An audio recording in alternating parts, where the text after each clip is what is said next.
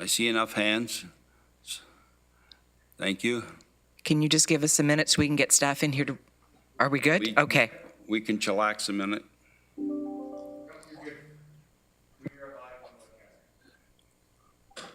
That's a little too quick for me. I was going to get you to get me one of the things to put on my ear because I'm having a hard time hearing.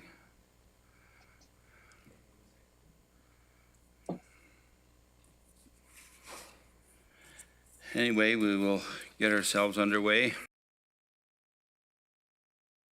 Library Committee meeting. Due to the COVID-19 pandemic, Regional Council is practicing physical distancing, and all the councillors who are members of this committee are participating electronically. Councillors, if at any time you want to speak on a matter, please raise your hand and identify yourself. Please keep your devices muted until called upon to speak so that we can avoid feedback from our devices. And seeing all faces, we don't need a roll call.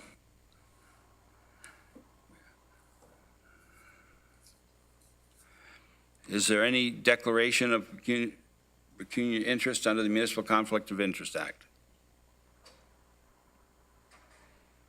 Seeing none.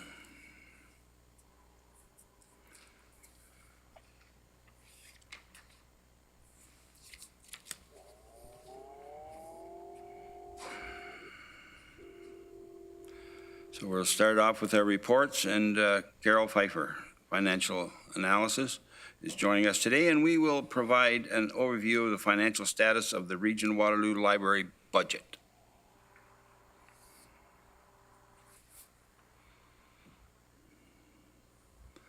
Carol, you have the floor. Okay, I'm just looking for the report.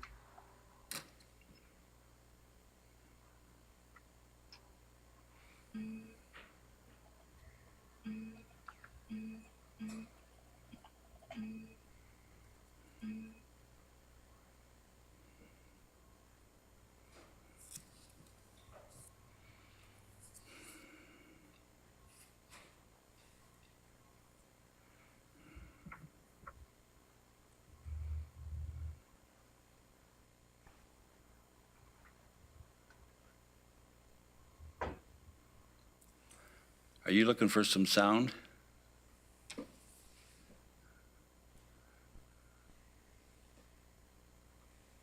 Thank you, sir.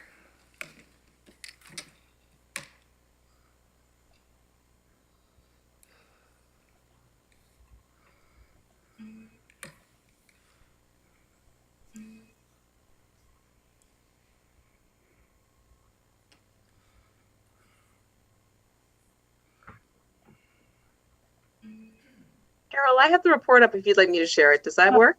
Yeah, that would be easier. Sorry. Okay. So if you stop sharing, I'll share mine. Okay. Oh, I might not be able to. Yeah, okay, there we go. All right.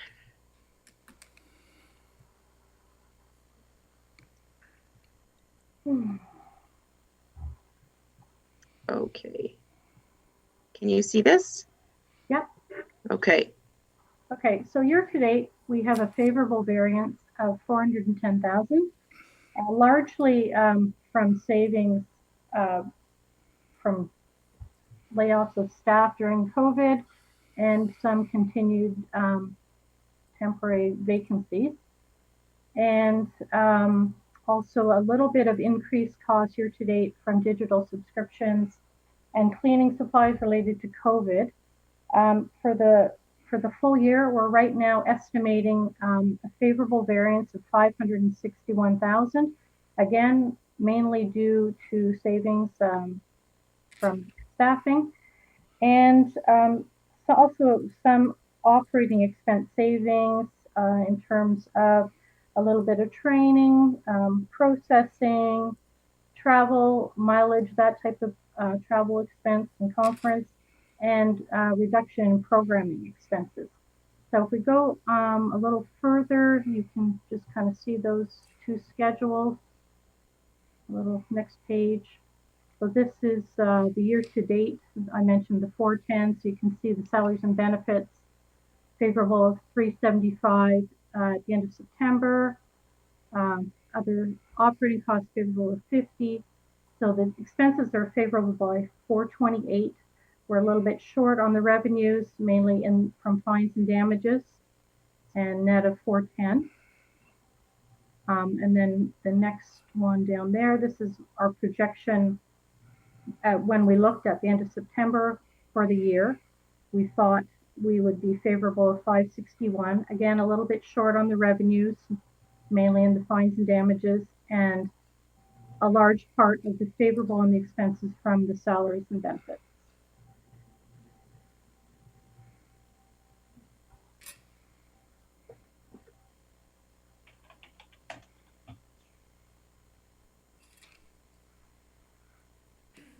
And that's it? That's it. Okay, thank you. You're welcome. Any questions from members?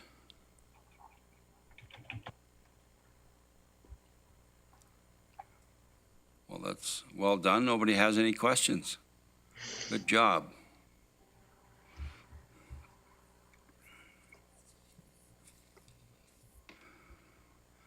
So next item is, there's no requirement for a motion on that.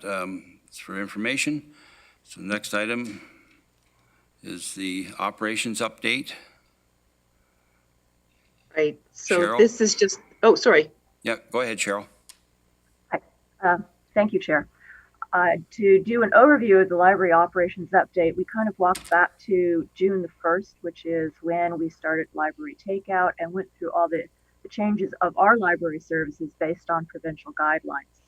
And just to give you the brief overview, when we had our doors closed and we were doing contactless library takeout, just the highlights would include that we averaged about 1,788 circs a week even when our doors were closed and we were doing the contactless library takeout, and then for a total of over 19,000 circs for that time period from June 1st to August 16th. The library operations report also speaks to the next stage, which was browse, borrow, and go after August 17th, when our doors were open and people were allowed in under strict guidelines for safety, of course.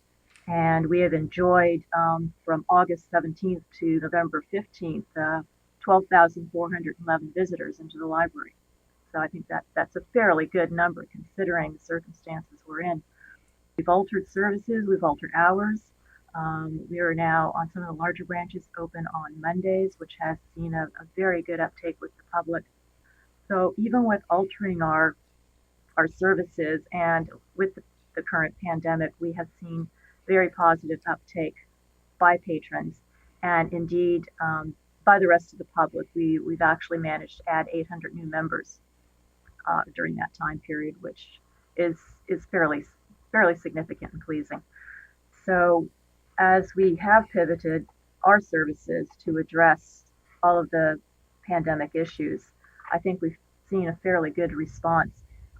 Interestingly enough, our public computer access has been low, and the numbers have not rebounded. There's a bit of conjecture that people have discovered other ways to connect to the internet rather than coming into the library to use the public computers, but our hotspots are incredibly popular. They are assisting people with online schooling at home and being able to connect to resources safely from their home environment. We have not dropped library takeout or contactless library service because not knowing what the numbers are going to do for COVID, we're keeping an eye on that, on whether we're in the orange phase, what happens with the red phase. So we are keeping a very safe contactless service running alongside and parallel to our open doors right now, so we can easily pivot back to a contactless service if we need to, and getting good uptake on that from people who actually do not want to enter the buildings, but they still want to have those library resources available. So that's a bit of the quick background. We've also started service at Breslau, and we're having library takeout on Saturdays in Breslau, and so far that has had very good uptake. We started that on October the 24th, and since October the 24th, just for 2 hours on a Saturday, we've had over 100 checkouts and 28 visitors. So we're very pleased to expand into the Breslau community. Those are the highlights. Would anybody have any questions to speak to the library operations report at the present time? Questions or comments from Councillor Shantz? Thank you. Thank you for the report and for setting up in Breslau. I'm sure that's appreciated. I haven't had feedback, but it sounds like it's getting good uptake. So I'm happy for that. In terms of public access for computers and the hotspots, I'm sure you said you're thinking about what happens if we end up in red and how do we do that. So I wonder, what do you think the need will be, I guess, is my question. Do you have any sense of what the need would be if we shut down to red, or even if we end up in gray, to public access for computers? Well, is that something that would be really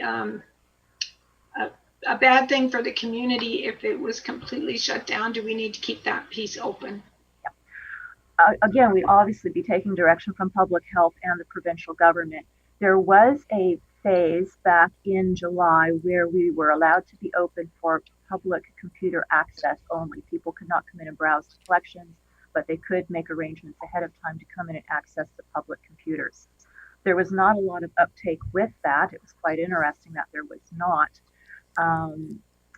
But we would be perfectly capable, having had that scenario in the past and having that structure already in place, based on provincial guidelines, to again allow limited access to our public computers only and close off access to the browsing collection. We had that in place in the past. We can easily bring that back. All of the guidelines and structures that we have had in place through this entire pandemic, we have not let go of, and they can easily be brought back at a moment's notice as soon as we move from into red or into any other zones. So we are completely ready to pivot based on community need and provincial guidelines. Flexibility, name of the game, right? Thanks a lot. Add to that, we also have acquired new Wi-Fi hotspots, which, like Cheryl said, are still in circulation. And we do have the Ask a Librarian line, which we found is increasing in the sort of tech request calls. So giving people access to the internet, helping them to use their devices when they're at home via the telephone is another way that we're helping people to be able to access and have that connectivity. I believe it's interesting, if I might just conclude with how the pandemic is adding a lens of value to library services for the community that may not have been in place otherwise. So we are pleased to be able to position ourselves with providing services, whether it's hotspots, whether it's public computers, whether it's Wi-Fi that's available inside and outside of our buildings, or any other resources, downloadable books, streaming video, e-magazines, etc.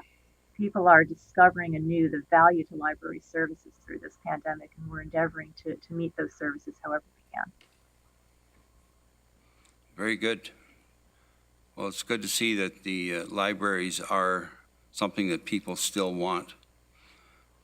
That's for sure. I agree there's been an uptick in the use of the libraries, and I think COVID has also added to that because it gives people access to more opportunities to read and fill their time, help them behave. Okay, are there any further comments or questions? Okay, seeing none. Is there any other business? Okay. Seeing none, next meeting, staff are going to check with everybody, and we'll do that as soon as we can and as soon as they're ready. Next item is an adjournment. Moved by Councillor Shantz, second by Councillor Foxon, that the meeting adjourn at 8:59 a.m. All in favor? That is carried. Stevie, do we stay on here or do we go out and come back into committee? Stay. We stay? Sit and stay.